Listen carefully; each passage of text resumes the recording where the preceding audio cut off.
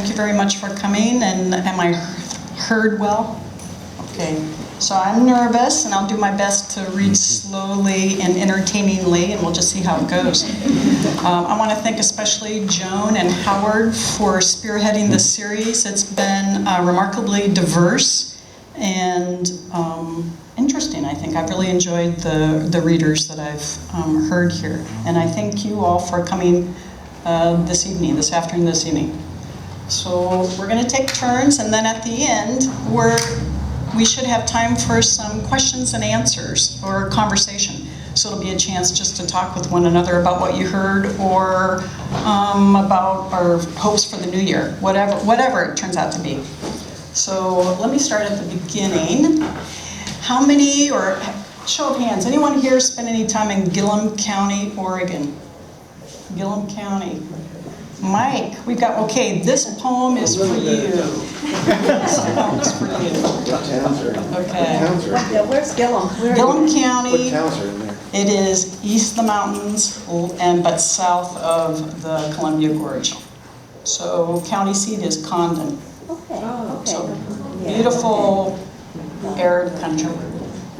So the last time I shot a gun, I was drunk, and the winds coming across the wheat fields were warm as whiskey.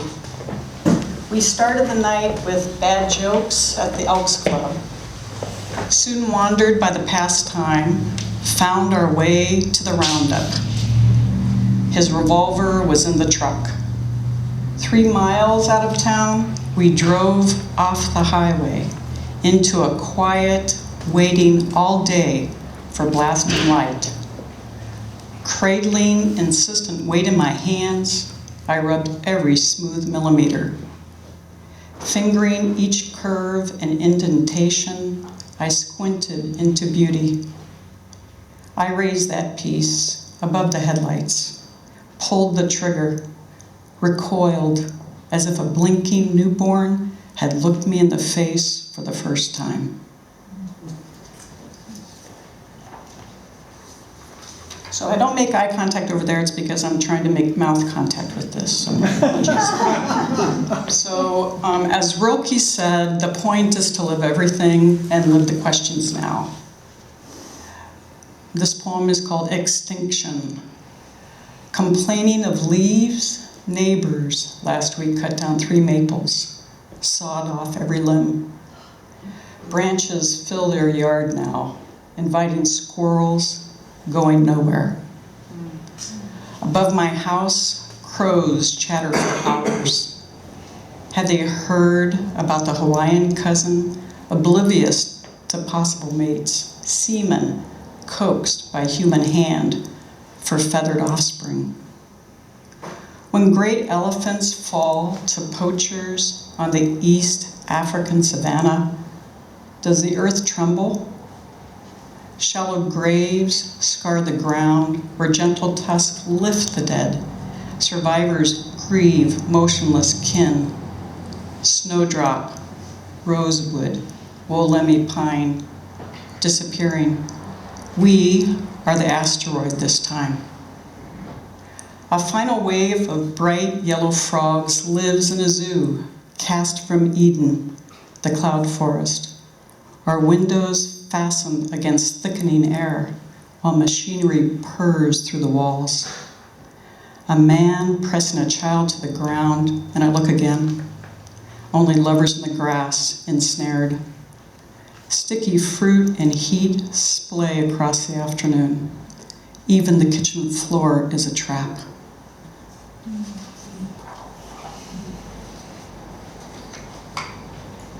Come on in, find a seat.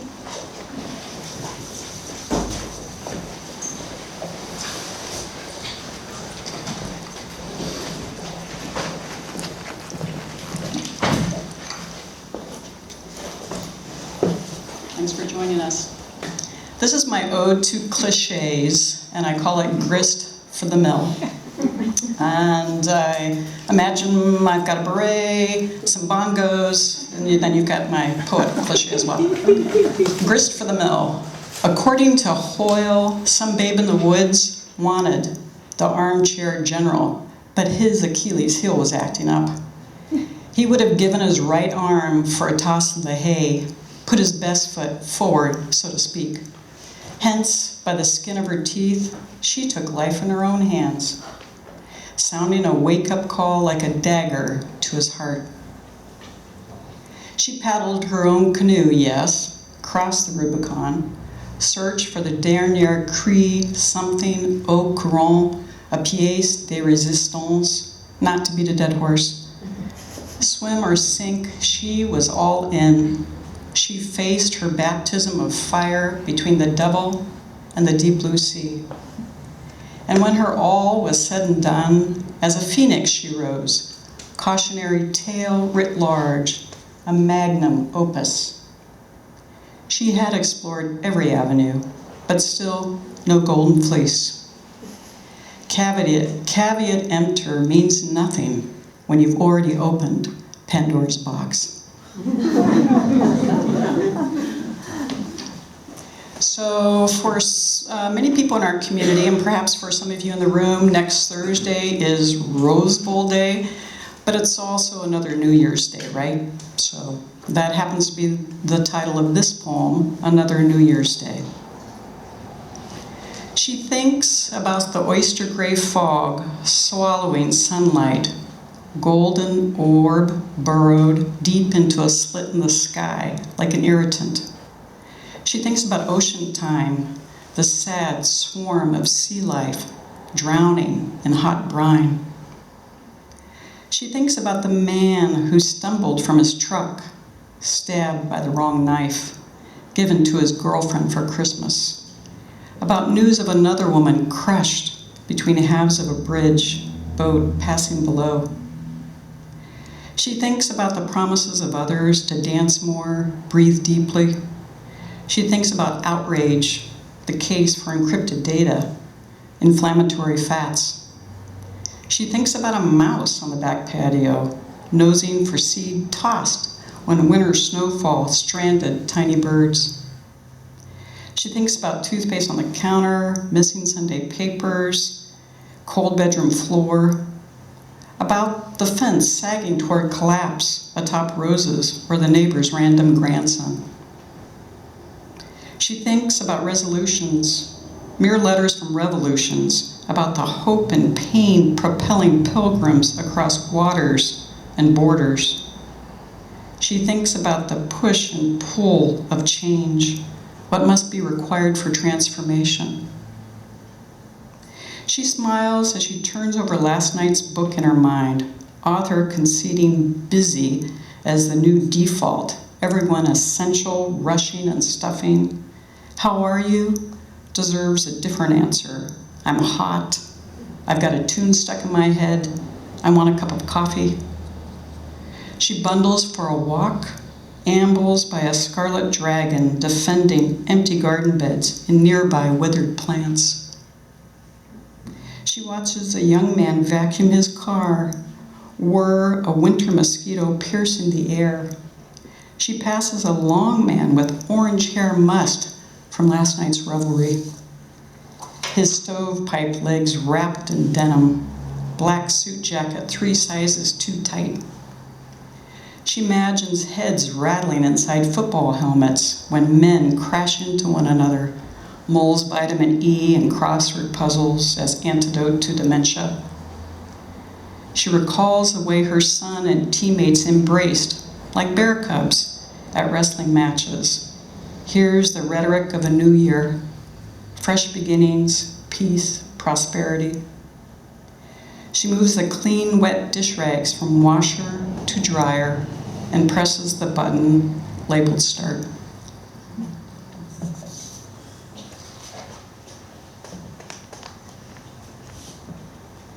So those of you who write poems know that they show up in some really unusual places.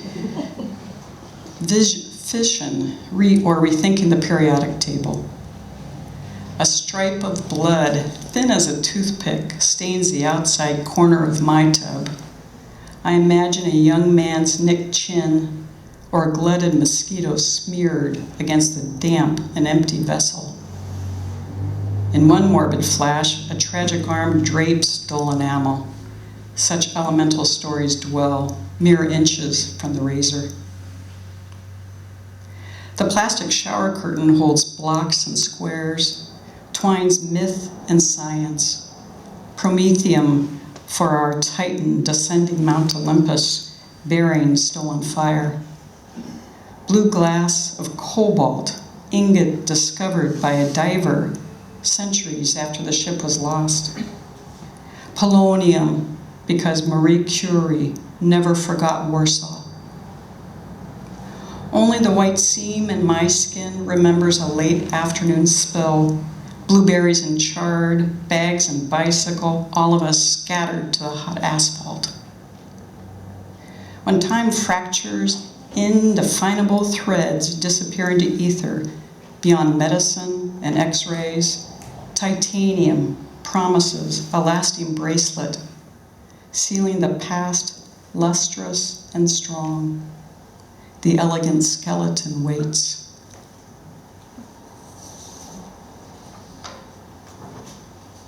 So Simone Signoret called her memoir "Nostalgia Isn't What It Used to Be." And I don't know about you, but that becomes truer for me with sort of that racing sense of time. This poem is called "The French Babysitter." She must be 70 or more, might have grandchildren bringing her pastries and poems. She could be chic and slender, sly smile like Deneuve, or dowdy, a pillowy fortress. Does she visit London each year, sliding the bottom of the Channel with her soft valise? Did she storm the Paris streets in 1968, spraying screeds against ambiance bourgeois on any concrete abutment she could find? The dark hair of her armpits, cigarette of her lips, that click-click on steps. She telegraphed risk, spread intoxication. We inhaled imagined secrets, her fragrance. It has been so long since she didn't speak English.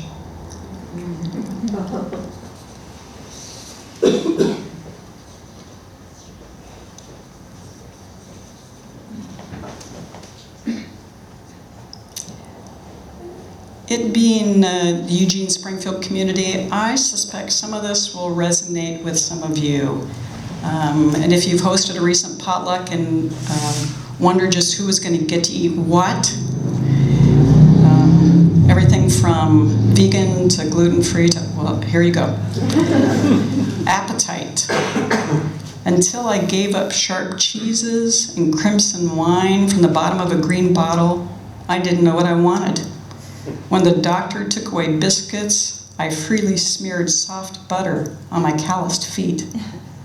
An allergist blacklisted Durham, and I built spaghetti bird cages for all of my gluttonous friends.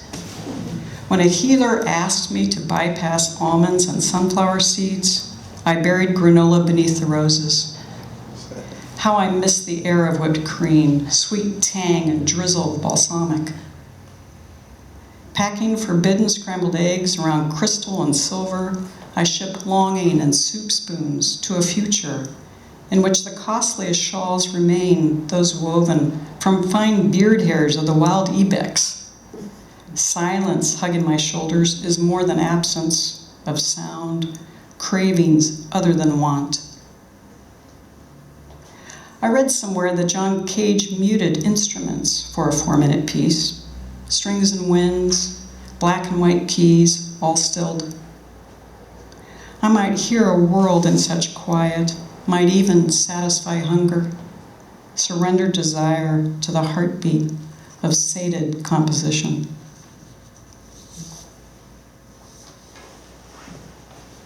And this is my last poem today, and it's all the fault of Sam Roxas Chua, who gave a reading at a restaurant in Roseburg and came back to tell us about it. At the Chinese restaurant. While we wait for the takeout container, let me read your fortune. Let me read your wrist. We can sip tea until the server returns, watch the toddler toss noodles at the table behind us. Everyone we know is just a little bit splattered. The day after tomorrow is as far from now as next year. Your receding hairline and Etch-a-Sketch erasing our Kung Pao, our Chow Fun, your Great Wall. Leave extra coins on the table, why don't you? Our nickels and dimes might tell a story about somebody's future.